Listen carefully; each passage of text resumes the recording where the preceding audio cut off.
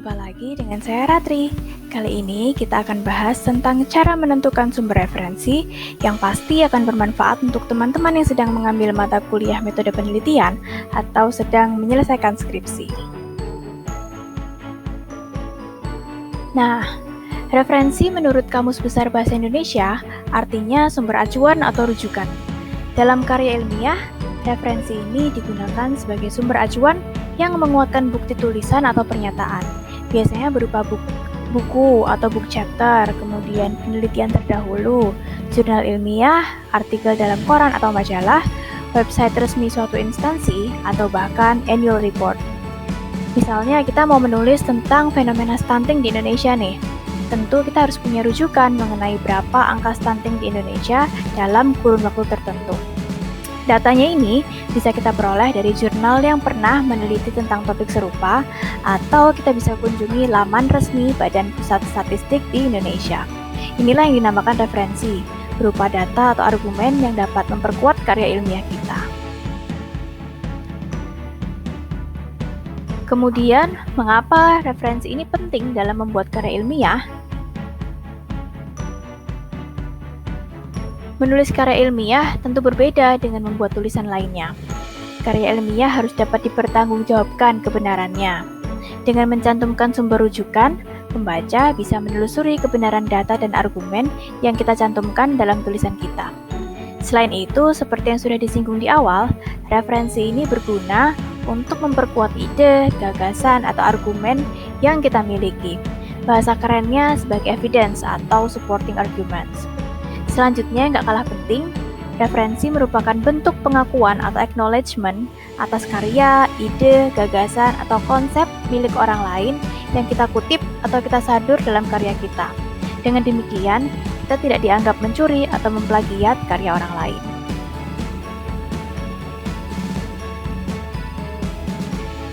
Terdapat setidaknya dua cara yang digunakan untuk mengutip atau menggunakan ide, gagasan, kalimat milik orang lain dalam karya ilmiah kita. Yang pertama adalah dengan cara parafrase, yaitu menuliskan kembali ide atau kutipan atau kalimat tanpa mengubah maknanya. Teman-teman bisa baca contoh yang sudah saya cantumkan di bawah ini berikut dengan sumbernya. Selain itu, untuk kalimat atau gagasan yang sangat esensial, kita bisa menggunakan kutipan langsung atau direct quotes. Misalnya, ketika mengutip pasal dalam undang-undang atau ayat dari kitab suci yang dikhawatirkan akan mengubah makna jika dilakukan dengan metode parafrase. Dalam menggunakan direct quotes ini, ada beberapa aturan dasar yang harus diperhatikan. Misalnya, menggunakan tanda petik di awal dan di akhir kalimat. Kemudian, baris harus terpisah dari kalimat yang lainnya.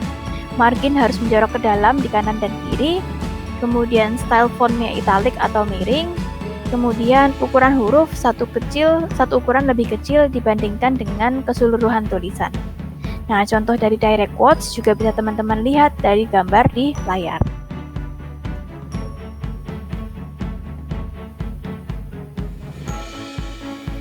Selanjutnya, biasanya dalam membuat karya ilmiah, teman-teman diminta untuk lebih banyak mencari referensi jurnal penelitian terdahulu dibandingkan dengan sumber-sumber yang lainnya.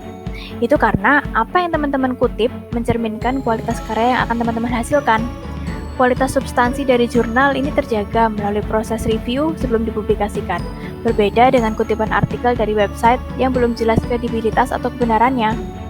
Jurnal ilmiah juga biasanya disusun dalam format yang sistematis dan terukur, serta disertai dengan referensi sumber yang jelas, sehingga keseluruhan isinya pun terjamin kebenarannya dan dapat dipertanggungjawabkan. Inilah mengapa referensi dari jurnal akademik sangat dianjurkan dalam pembuatan karya ilmiah.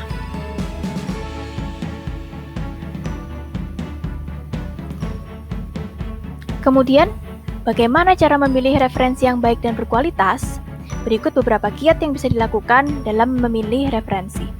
Yang pertama, pastikan teman-teman mencari referensi yang ada kaitannya dengan topik yang akan diangkat. Bisa dengan mencari kesamaan kasus atau fenomenanya, kemiripan rentang waktu, atau kesamaan teori atau kerangka berpikirnya.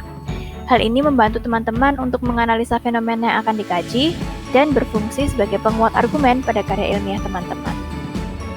Yang kedua, pastikan referensi yang digunakan adalah yang terbaru. biasanya dalam rentang waktu 5-10 tahun ke belakang. Jangan mengutip tulisan yang lebih dari kurun waktu tersebut, kecuali tulisan-tulisan tersebut relevan sepanjang masa, seperti landasan teori atau kutipan ayat dalam kitab suci.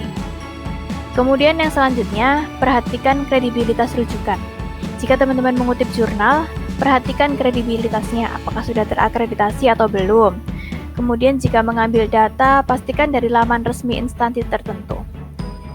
Hindari menggunakan Wikipedia dan laman personal seperti Blogspot yang kredibilitasnya kurang dapat dipertanggungjawabkan. Nah, sebagai gantinya, teman-teman bisa mengunjungi Wikipedia dan melihat sumber referensi yang digunakan yang biasanya tercantum di akhir dari laman Wikipedia. Kemudian gunakan untuk menelusuri referensinya, bukan merujuk pada artikelnya. Nah, semoga penjelasannya bermanfaat dan mencerahkan ya. Sampai jumpa di video-video berikutnya. Cheers!